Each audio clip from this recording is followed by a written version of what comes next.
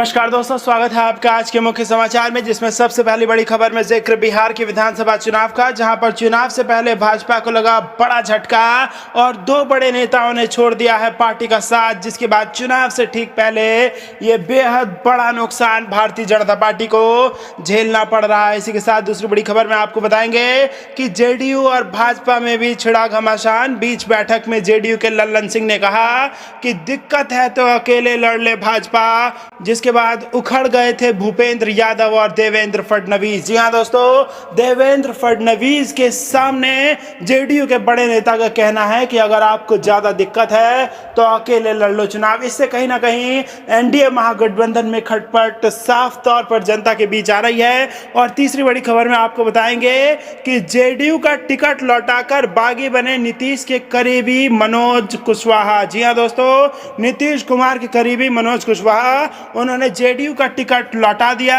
और निर्दलीय चुनाव लड़ने का दे दिया संकेत। जी हां दोस्तों, ये सारी खबरें कहीं ना कहीं भाजपा और जेडीयू के सुपड़ा साफ होने की तरफ इशारा कर रही है। क्या है पूरी खबर आपको जरूर बताएंगे दोस्तों, लेकिन उससे पहले अगर आपको भी ऐसा लगता है कि बिहार के चुनाव में इस बार भाजपा जेडीयू को बड़ा झटका लगने वाला है, तो आप अभी इस वीडियो को लाइक कीजिए और इस लाल बटन को दबा के इस चैनल को फ्री में सब्सक्राइब करके घंटी बजाकर कमेंट में लिखिए जय हिंद। दोस्तों रुक करते हैं तमाम बड़ी खबरों की तरफ।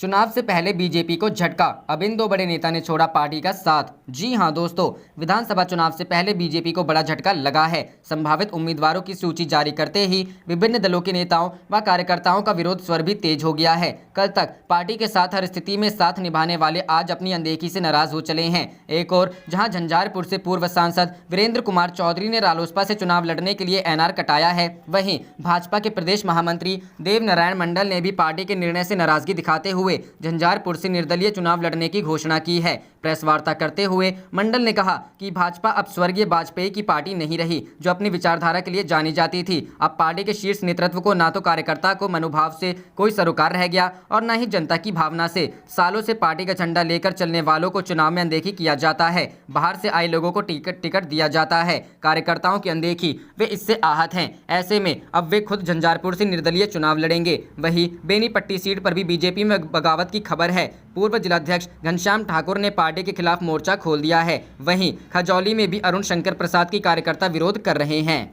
रुक करते हैं अगली खबर की तरफ। बिहार चुनाव, बीच बैठक जेडीयू के लल्लन सिंह ने कहा दिक्कत है तो अकेले लड़ ले भाजपा, उखड़ गए थे भूपेंद्र यादव और देवेंद्र फडणवीस। जी हां दोस्तों, बिहार चुनाव के मद्देनजर सभी पार्टियां जल्द से जल्द उम्मीदवारों की घोषणा करने में जुटी हैं, ताकि प्रचार के लिए भी कुछ समय निकाला जा सके। बता दें कि पहले चरण के मतदान में अब 20 दिन से भी कम समय है, लेकिन इस बार पार्टियों के उम्मीदवारों की लिस्ट निकालने में काफी समय लगा दिया, खासकर एनडीए गठबंधन ने, जहां जेडीयू, भाजपा और लोजपा के बीच के बंटवारे को लेकर ही काफी दिनों तक मंथन चला। इस बीच सामने आया है कि इस मुद्दे पर जब पार्टी नेताओं के बीच चर्चा चल रही थी, तो एक मौके पर जेडीयू नेता लल्लन सिंह ने यहां तक कह दिया था कि अगर भाजपा सीट बंटवारे से खुश नहीं है तो अकेले ही चुनाव लड़ लें। यह तनातनी करीब 2 हफ्ते पहले पटना में चुनाव में उतरने को लेकर हो रही चर्चा के दौरान हुई। भाजपा की ओर से बिहार के प्रभारी बनाए गए देवेंद्र फडणवीस और महासचिव भूपेंद्र यादव जेडीयू नेताओं के साथ सीट बंटवारे का मुद्दा वर्चुअल कॉन्फ्रेंस पर सुलझाने की कोशिश कर रहे थे। इस दौरान जब भूपेंद्र यादव ने सीटों के मामले में भाजपा को दूसरे पायदान पर धकेले जाने की बात कही,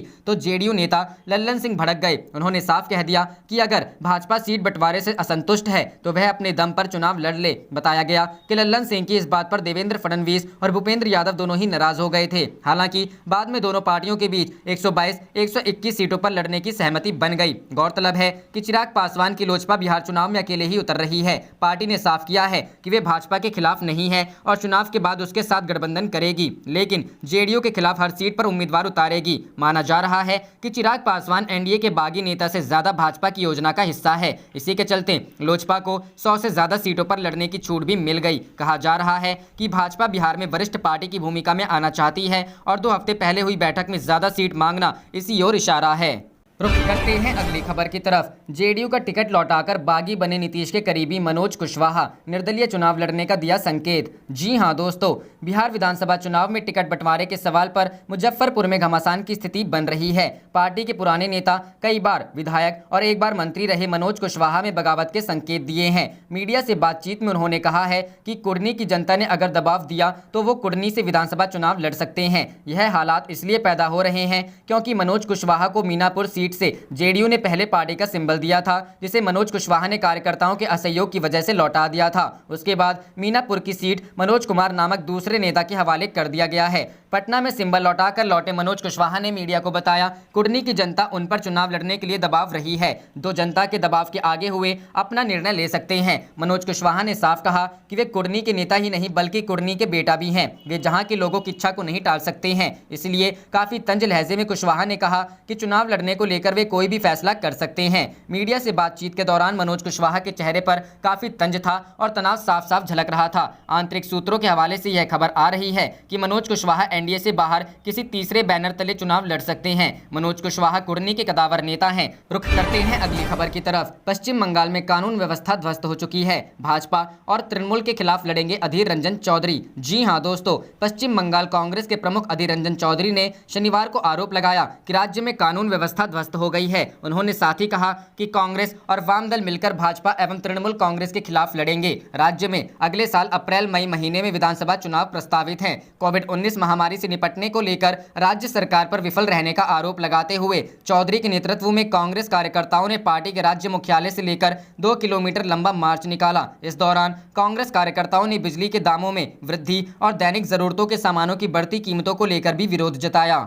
रुख करते हैं अगली खबर की तरफ। यहां गिर जाएगी भाजपा की सरकार। सीएम पर कई विधायक ने लगाया गंभीर आरोप। जी हां दोस्तों, क्या त्रिपुरा में भाजपा सरकार पर खतरा मंडरा रहा है? ऐसे कयास इसलिए लगाए जा रहे हैं क्योंकि सूबे के 7 भाजपा विधायक दिल्ली में डेरा डाले हुए हैं और वे शीर्ष नेतृत्व से मिलना चाहते हैं। मीडिया रिपोर्ट की माने तो ये विधायक प्रदेश के मुख्यमंत्री विप्लव कुमार देव को पद से हटाने की मांग कर रहे हैं। इन विधायकों ने सीएम देव पर गंभीर आरोप लगाए हैं और उन्हें तानाशाह और अनुभवहीन बताया है। बताया जा रहा है कि ये विधायक सुदीप राय बर्मन के नेतृत्व में राष्ट्रीय राजधानी पहुंचे हैं। रुख करते हैं अगली खबर की तरफ।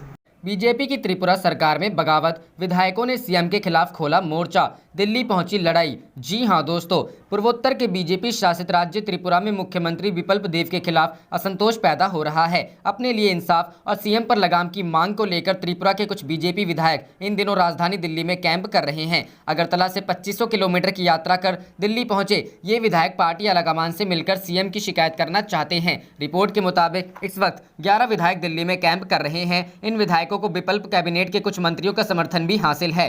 सीएम के खिलाफ असंतोष। शनिवार को त्रिपुरा के सूर्यमणि नगर से विधायक राम प्रसाद पाल ने बीजेपी के राष्ट्रीय महासचिव बीएल संतोष से मुलाकात की और उन्होंने विधायकों की चिंताओं और सीएम के मनमानी रवैये से अवगत कराया। सूत्रों के मुताबिक विधायकों का स्पष्ट कहना है कि उन्हें बीजेपी से कोई दिक्कत नहीं है और वे पीएम मोदी के नेतृत्व के प्रति निष्ठावान हैं। विधायकों नेताओं की नहीं सुन रहे हैं सीएम। विधायकों की शिकायत सीएम से है। विधायकों का आरोप है कि सीएम विधायकों, मंत्रियों और राज्य में वाम शासन को उखाड़ फेंकने में अहम रोल अदा करने वाली पार्टी को पुराने नेताओं की मांगों, चिंताओं पर ध्यान नहीं देते हैं और इसे लेकर सीएम का रवैया उदासीन है। राम प्रसाद पाल का दावा है कि उन्हें 25 विधायकों का समर्थन हासिल है जो मौजूदा परिस्थितियों की वजह से सीएम के खिलाफ खुलकर सामने नहीं आना चाहते हैं, लेकिन इनका कहना है कि राज्य नेतृत्व से इनका भरोसा लगातार कम हो रहा है।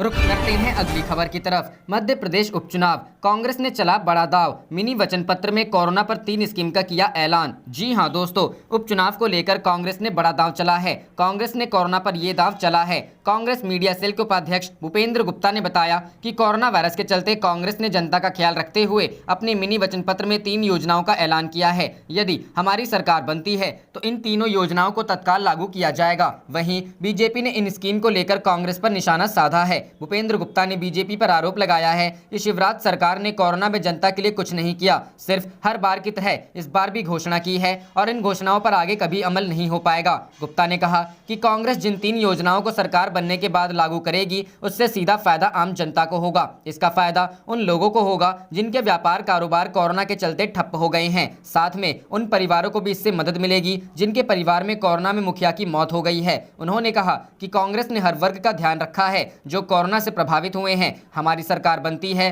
तो इन तीनों योजनाओं को तत्काल अमल में लाया जाएगा ताकि आम जनता को इसका फायदा मिल सके और वह अपने जीवन को आगे आसानी से चला सके, उसके घर का भरण पोषण आसानी से हो और उसके घर में सभी चीजें ठीक तरीके से चले।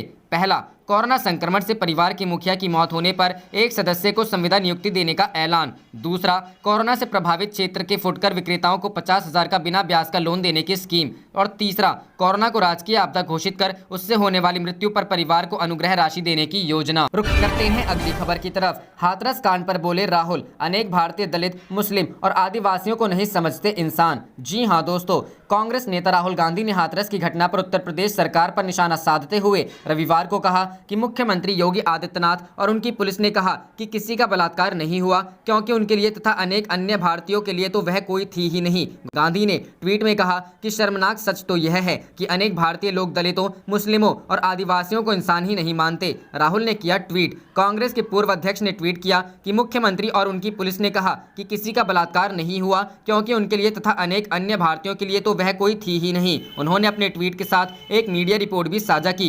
रुक करते हैं अगली खबर की तरफ। किसानों की हक की लड़ाई के लिए आर पार का ऐलान। केंद्र सरकार की नीतियों को बताया जन विरोधी यूनियन। जी हां दोस्तों, भारतीय किसान यूनियन के राष्ट्रीय प्रवक्ता राकेश टिकैत ने केंद्र सरकार की किसान विरोधी नीतियों पर हमला बोला है। उन्होंने कहा है कि किसानों को ना तो बकाया गन्ने का भुगतान मिल रहा है और ना ही कोई सुनवाई हो रही है। ऐसे में किसानों के हक के लिए भारतीय किसान यूनियन आर पार की लड़ाई लड़ेगी। राकेश टिकैत ने केंद्र सरकार के खिलाफ मोर्चा खोलने की बात शामली के कैराना में आयोजित महापंचायत में कही। कैराना के भूरा गांव में भारतीय किसान यूनियन की ओर से किसान महापंचायत का आयोजन किया गया था। बतौर अतिथि महापंचायत में पहुंचे राष्ट्रीय प्रवक्ता राकेश टिकैत का जमकर स्वागत किया गया। लोगों ने माल्यार्पण कर और पगड़ी पहनाकर उन्हें अपनी बात रखने का मौका दिया। महापंचायत में उन्होंने लोगों को संबोधित करते हुए केंद्र सरकार के पारित किए गए विधेयक को पूरी तरह किसान विरोधी बताया। उन्होंने कहा कि केंद्र सरकार अभी और विधेयक पारित करने की तैयारी में है। उन्होंने लोगों को चेताया कि अगर ये विधेयक पारित हो गए तो उससे महंगाई और बढ़ जाएगी और किसान भी बर्बाद हो जाएगा। उन्होंने लोगों से सरकार की किसानी खेती नीति को समझने की अपील की। करते हैं अगली खबर की तरफ। बिहार चुनाव के पहले चरण के लिए राहुल, प्रियंका, शत्रुघ्न सिन्हा होंगे कांग्रेस से स्टार प्रचारक। जी हां दोस्तों, कांग्रेस अध्यक्ष सोनिया गांधी, पूर्व अध्यक्ष राहुल गांधी और प्रियंका गांधी वाड्रा भी बिहार चुनाव में प्रचार के लिए आएंगी। पूर्व प्रधानमंत्री मनमोहन सिंह भी महागठबंधन उम्मीदवारों का प्रचार करेंगे। कांग्रेस के राष्ट्रीय महासचिव केसी वेणुगोपाल ने चुनाव आयोग को बिहार चुनाव के स्टार प्रचारकों की जो सूची भेजी है उनमें इन प्रमुख नेताओं का भी नाम है। पार्टी की ओर से बिहार चुनाव के लिए 30 वरीय नेताओं को स्टार प्रचारक बनाया गया है। सूची में सोनिया गांधी के बाद मनमोहन सिंह का नाम है। राहुल गांधी स्टार प्रचारकों की सूची में तीसरे नंबर और प्रियंका गांधी वाड्रा का नाम छठे नंबर पर है। पार्टी का बिहार संगठन जल्द ही पहले चरण के चुनाव के लिए इन नेताओं का कार्यक्रम तय करेगा। राहुल गांधी और प्रियंका गांधी के कार्यक्रम के लिए अनुरोध पत्र पहले ही राष्ट्रीय कमेटी को भेजी जा चुकी है। समाचार एजेंसी पीटीआई ने पार्टी सूत्रों के हवाले से बताया है कि कांग्रेस की ओर से निर्वाचन आयोग को स्टार प्रचारकों की जो सूची भेजी गई है उसमें 30 नेताओं के नाम हैं। कांग्रेस के मुख्य प्रवक्ता रणदीप सुरजेवाला, महासचिव तारिक अनवर, राजस्थान के पूर्व उप मुख्यमंत्री सचिन पायलट, राज बब्बर, संजय निरुपम, शकील अहमद सहित कई अन्य नेताओं को भी स्टार प्रचारकों की सूची में शामिल किया गया है। इस चुनाव में राजद और वाम दलों के साथ तालमेल कर उत्तर रही कांग्रेस 70 सीटों पर चुनाव लड़ रही है। राजद 144 और वाम दल 29 सीटों पर चुनाव लड़ रहे हैं। गौरतलब है कि बिहार विधानसभा की 243 सीटों के लिए 3 चरणों में 28 अक्टूबर, 3 नवंबर और 7 नवंबर को मतदान होगा और मतगणना 10 नवंबर को होगी। रुक करते हैं अगली खबर की तरफ। तेजस्वी के लिए हो गई हेलीकॉप्टर की बुकिंग। कई विधानसभा में चॉपर से जाकर करेंगे प्रचार। जी हां दोस्तों, बिहार विधानसभा चुनाव के पहले चरण के मतदान में अब महज कुछ ही दिन बचे हैं। सूबे में राजनीतिक चुनावी प्रचार को लेकर तैयारी तेज कर दी है। इसी कड़ी में राजनीतिक दलों ने अपने स्टार प्रचारकों की सूची तैयार करने की प्रक्रिया लगभग पूरी कर ली है। जो नेता अपनी अपनी पार्टी के लिए चुनाव प्रचार करेंगे, राजद नेता तेजस्वी यादव के जगह जगह जाने के लिए चॉपर का बंदोबस्त किया गया है। करीबी सूत्रों की ओर से मिली जानकारी के मुताबिक बिहार के पूर्व मुख्यमंत्री लालू प्रसाद यादव के बेटे और राष्ट्रीय जनता दल के नेता तेजस्वी यादव बिहार के विभिन्न विधानसभा क्षेत्रों में हेलीकॉप्टर से जाकर चुनाव प्रचार करेंगे। तेजस्वी के चुनाव प्रचार लिए हेलीकॉप्टर की बुकिंग की जा चुकी है। आपको बता दें कि महागठबंधन के नेताओं ने चुनाव प्रचार के लिए पूरा प्लान सेट कर लिया है। बिहार में कांग्रेस राहुल और प्रियंका गांधी से प्रचार करा सकती है। सूत्रों ने प्रदेश कांग्रेस चीफ शक्ति सिंह गोहिल की योजना के हवाले से बताया कि हर चरण में राहुल प्रियंका की 2 सभाएं होंगी। रुख करते हैं अगली खबर की तरफ। नीतीश पर बदला जुमला, ऐसा कोई सगा नहीं जिसने नीतीश को ठगा नहीं। जी हां दोस्तों, ऐसा कोई सगा नहीं जिसको नीतीश ने ठगा नहीं। मुख्यमंत्री नीतीश कुमार के लिए यह जुमला लालू प्रसाद ने कभी कहा था। मतलब ये कि नीतीश को सगा बता गए थे। 2017 आते आते वही जुमला जिंदा हो गया, मगर अब बोलने लायक स्थिति नहीं बची थी। 15 साल बिहार में शासन कर लेने के बाद एक नया जुमला चरितार्थ होता दिख रहा है। 2020 के विधानसभा चुनाव के बाद ऐसी स्थिति बन रही है जब कहा जा सकता है कि ऐसा कोई सगा नहीं जिसने नीतीश कुमार को ठगा नहीं। राष्ट्रीय जनतांत्रिक गठबंधन की खुलती गांठ से बात शुरू करें तो बीजेपी और जेडीयू चुनाव तो साथ लड़ रहे हैं, लेकिन नीतीश कुमार को हर तरफ से धोखा मिल रहा है। अपने तो साथ छोड़ ही रहे हैं, बागी भी हो रहे हैं। मुन्ना शुक्ला जैसे बाहुबली भी बाहें झटकते दिख रहे हैं, जिनका पूरा करियर नीतीश कुमार ने संवारा। बदनामी मोल ली। रामेश्वर चौरसिया, श्याम रजक, रेणु कुशवाहा, एक से बढ़कर एक नाम है जो साथ छोड़ चुके हैं। बगावत बीजेपी में भी है, मगर बीजेपी ने उसका तोड़ ढूंढ निकाला। सारे बागी लोग जनशक्ति पार्टी के टिकट से चुनाव लड़ रहे हैं, जिसके बारे में खुद एलजेपी नेता चिराग पासवान कह रहे हैं कि बीजेपी के साथ मिलकर वे बिहार में सरकार बनाने जा रहे हैं। कहने का मतलब ये है कि नीतीश कुमार सगे के हाथों ही ठगे जा रहे हैं। नीतीश कुमार का आधा वोट भी उनसे दूर होता दिख रहा है। स्थिति यह है कि 115 उम्मीदवार घोषित किए गए हैं, उनमें एमवाई यानी मुस्लिम यादव उम्मीदवारों की संख्या 30 है। आरजेडी के वोट बैंक में है सेंधमारी का प्रयास है या अपने ही वोट बैंक पर उठता भरोसा, यह विश्लेषण करने वाला सवाल है। 10 भूमिहार और 7 राजपूत समेत 19 सवर्णों को नीतीश कुमार ने टिकट दिया है, मगर सवर्ण जातियों की पहली पसंद बीजेपी है। अगर बीजेपी का कोई बागी उम्मीदवार मैदान में होगा तो इनकी निष्ठा नीतीश कुमार के लिए बनी रहेगी। कहना मुश्किल है, यह स्थिति जेडीयू और बीजेपी के बीच अंदर खाने खींची तलवार का नतीजा है। रुख करते हैं अगली खबर की तरफ। पिता को मुखाग्नि देते वक्त बेहोश हुए चिराग, जमीन पर गिर पड़े। जी हां दोस्तों, केंद्रीय मंत्री रामविलास पासवान का जनार्दन घाट पर अंतिम संस्कार किया गया। इस दौरान बेटे चिराग पासवान ने पिता को मुखाग्नि दी, लेकिन इस दौरान वह बेहोश हो गए। चिराग पासवान कभी गंगा घाट पर मां को संभाल रहे थे तो कभी पिता की याद कर गमगीन हो जा रहे थे। जैसे ही मुखाग्नि दी कि वह बेहोश होकर गिर गए। इस दौरान मौजूद लोगों ने चिराग को उठाया। रामविलास पासवान के अंतिम संस्कार में शामिल होने के लिए सीएम नीतीश कुमार, केंद्रीय के प्रतिनिधि के तौर पर केंद्रीय मंत्री रविशंकर प्रसाद, डिप्टी सीएम सुशील कुमार मोदी, तेजस्वी यादव, गिरिराज सिंह, नित्यानंद राय, अश्विनी कुमार चौबे, मंगल पांडे, रामकृपाल यादव, महेश्वरी हजारी समेत कई पार्टियों के नेता मौजूद रहे। अपने नेता की अंतिम यात्रा में शामिल होने के लिए हजारों लोगों की भीड़ जनार्दन घाट पर पहुंची हुई थी। बिहार के कई जिलों से एलजेपी के सैकड़ों कार्यकर्ता पहुंचे हुए थे। भीड़ कंट्रोल करने के लिए बैरिकेडिंग किया गया था, लेकिन लोग अपने नेता को करीब से देखना चाहते थे। इस दौरान बैरिकेडिंग को तोड़ आगे बढ़ गए। मौजूद पुलिसकर्मियों ने भीड़ को कंट्रोल किया। रुख करते हैं अगली खबर की तरफ। राजनीति की पिच पर पूर्व एएसआई ने पूर्व डीजीपी गुप्तेश्वर पांडे को पछाड़ा। जी हां दोस्तों, बिहार विधानसभा चुनाव के प्रथम चरण के लिए नामांकन का दौर 8 अक्टूबर को खत्म हो गया और इसी के साथ इस विधानसभा चुनाव में बक्सर सीट से चुनाव लड़ने की आस भी पूर्व डीजीपी गुप्तेश्वर पांडे की खत्म हो गई। लेकिन सियासी गलियारों में गुप्तेश्वर पांडे का नाम आज भी चर्चा में है। विरोधी उनके वीआरएस लेने और टिकट नहीं मिलने की बात को लेकर उपहास कर रहे हैं, तो समर्थकों को कहीं न कहीं आस है कि आने वाले दिनों में पांडे जी के साथ कुछ जरूर अच्छा होगा। इसी बीच बक्सर से भाजपा के टिकट पर चुनाव लड़ रहे परशुराम चतुर्वेदी को लेकर एक बात आजकल चर्चा में है। सियासी गलियारों में इस बात की चर्चा है कि मुख्यमंत्री नीतीश कुमार की खासम खास रह चुके गुप्तेश्वर पांडे को एक पूर्व एएसआई से मुंह की खानी पड़ी है। डीजीपी पांडे किसी जमाने में जमादार रह चुके परशुराम चतुर्वेदी से टिकट की रेस हार गए हैं। रुख करते हैं अगली खबर की तरफ। राहुल गांधी ने शेयर किया सेना के जवानों का वीडियो। कहा, मोदी खुद के लिए 84 करोड़ का जहाज ले सकते हैं, लेकिन जवानों के लिए बुलेट प्रूफ ट्रक नहीं। जी हां दोस्तों, सियाचिन और लद्दाख में तैनात जवानों को ठंड के कपड़े और अन्य सामानों की भारी कमी होने का खुलासा कैग रिपोर्ट में होने के बाद से कांग्रेस के पूर्व अध्यक्ष राहुल गांधी प्रधानमंत्री नरेंद्र मोदी पर हमलावर हैं। उन्होंने कहा है कि पीएम मोदी खुद के लिए 84 करोड़ का जहाज ले सकते हैं, लेकिन जवानों की सुरक्षा की उन्हें परवाह नहीं है। राहुल गांधी ने शनिवार को एक वीडियो शेयर कर प्रधानमंत्री नरेंद्र मोदी पर निशाना साधा है। इस वीडियो में एक ट्रक के भीतर बैठे कुछ जवानों को आपस में बात करते दिखाया गया है। एक जवान कहता है, नॉन बुलेट प्रूफ गाड़ी में भेजकर हमारी जान से खिलवाड़ किया जा रहा है। इस वीडियो को सोशल मीडिया पर पोस्ट कर राहुल ने लिखा है कि हमारे जवानों को नॉन बुलेट प्रूफ ट्रकों में शहीद होने भेजा जा रहा है और प्रधानमंत्री के लिए 8,400 करोड़ का हवाई जहाज क्या यह न्याय है? इससे पहले भी राहुल ने प्रधानमंत्री पर नए विमान को लेकर निशाना साधा था। शुक्रवार को उन्होंने कहा था कि पीएम मोदी ने अपने लिए 84 करोड़ का हवाई जहाज खरीदा। इतने में सियाचिन लद्दाख सीमा पर तैनात हमारे जवानों के लिए कितना कुछ खरीदा जा सकता था। 30 लाख गर्म कपड़े, 60 लाख जैकेट, दस्ताने, 67 लाख 20,000 जूते, 16 लाख 80,000 ऑक्सीजन सिलेंडर लिए जा सकते थे। प्रधानमंत्री को सिर्फ अपनी इमेज की चिंता है, सैनिकों की नहीं।